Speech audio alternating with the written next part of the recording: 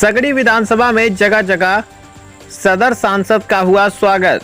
अपनी भोजपुरी को संविधान के 8वीं अनुसूची में शामिल कराने का प्रयास किया जा रहा है और ऐसा विश्वास है कि प्रधानमंत्री जी के नेतृत्व में अतिशीघ्र या शुभ सूचना भोजपुरी भाषियों को मिल जाए।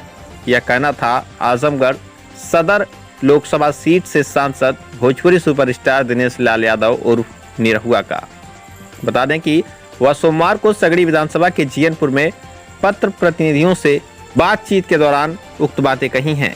आजमगढ़ सदर लोकसभा उपचुनाव में कमल खिलाने वाले भोजपुरी सिने स्टार दिनेश लाल यादव का जगह जगह स्वागत किया जा रहा है। इसी क्रम में सांसद का कार्यक्रम सगड़ी विधानसभा में लगा था। अनजान शहीद बाग खालिस सगड़ी तहसील के बाद जीयनपुर बाजार में भाजपा कार्यकर्ताओं ने जबरदस्त स्वागत किया। ढोल नगाड़ों की थाप पर भाजपा कार्यकर्ता थिरकते नजर आए। जीयनपुर चौक से सदर सांसद ने पदयात्रा करते हुए जनता का आभार प्रकट किया। वह हजारों नगरवासियों की मौजूदगी में उन्होंने प्राचीन शिव मंदिर में दर्शन पूजन किया।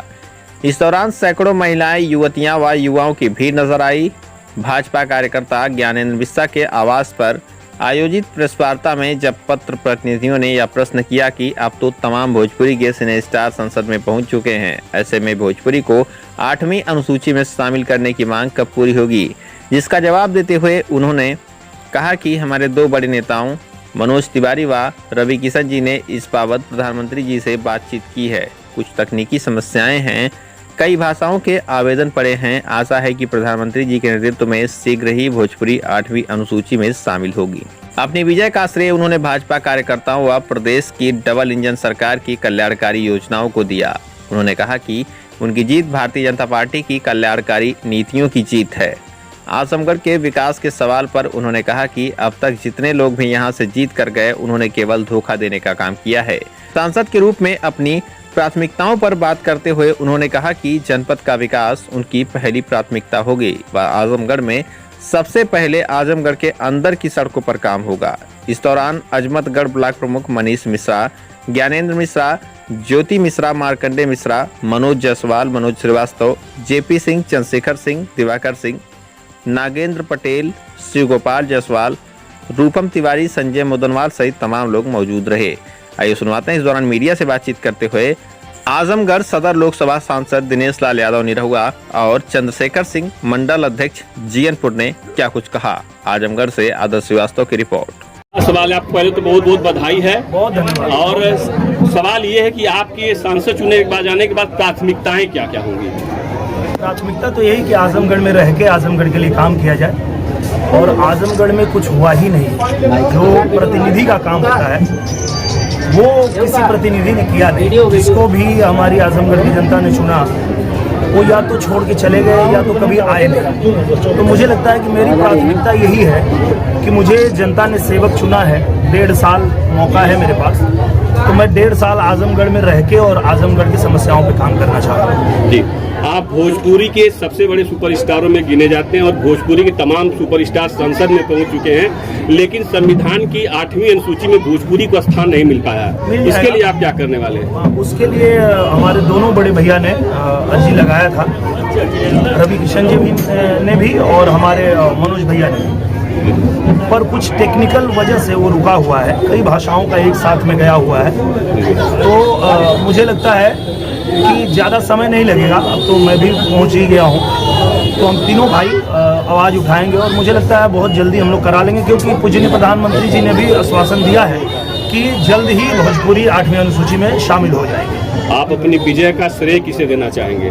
मैं डबल इंजन की सरकार को देना चाहूँगा। डबल इंजन की सरकार ने जो कल्याणकारी योजनाएं चलाई, जो किसानों तक लाभ पहुंचा, जो गरीबों तक लाभ पहुंचा, तो कहीं ना कहीं इसीलिए आजमगढ़ ने डबल इंजन की सरकार को भरोसा जताया, विश्वास जताया कि 1.5 साल का मौका हम देंगे भारतीय जनता पार्टी को। और जो हमारे आजमगढ़ की सम्मानित जनता है, जो रात दिन लगी रही, आशीर्वाद देती रही, और जो मेरे भारतीय जनता पार्टी के संगठन के लोग हैं, जो पार्टी के लोग हैं, वो रात दिन उनको लग रहा था कि निरहुआ नहीं, वो खुद चुनाव लड़ रहे हैं। तो ये सब सारी चीजें थी जिसकी वजह से हम लोग यहाँ पे कमल किया। बस अंतिम सवाल ये है कि आजमगढ़ में आपका पहला काम क्या होगा?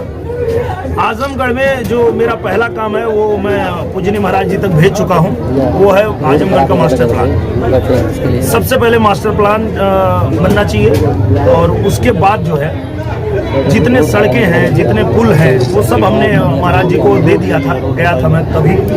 और डीएम सर को आदेश भी आ चुका है, वो सब एस्टीमेट बनवा रहे हैं और बहुत जल्दी काम आपको दिखने लगेगा। सड़कों और गड्ढों का काम प्राथमिकता में होगा, तुरंत होगा, क्योंकि सबसे बुरी हालत सड़कों की है।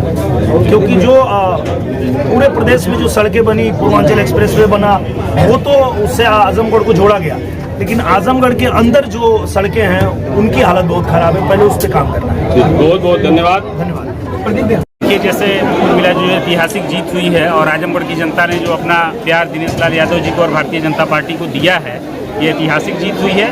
और धन्यवाद यात्रा के रूप में हमारे माननीय सांसद जी घूम रहे हैं, ताकि जिन लोगों ने हमें वोट दिया, सपोर्ट किया, हर तरह से हर युद्ध स्तर पे चुनाव में काम करके जितवाने का काम किया, उनको धन्यवाद दिया जाए, उनसे एक मुलाकात हो जाए, उनका स्नेह जो मिला उसके प्रति धन्यवाद ज्ञापित करने के लिए माननीय सांसद महोदय गांव-गांव और गली-गली घूम रहे हैं। अच्छा, जो कि आजमगढ़ में ऐसे क्या कार्य हैं जो आप उनसे करके जो कि अपने क्षेत्र में करवाना चाहेंगे? देखिए, बहुत सारी कई सड़कें जो कि बड़ी बदहाल स्थिति में हैं और चूँकि पुराने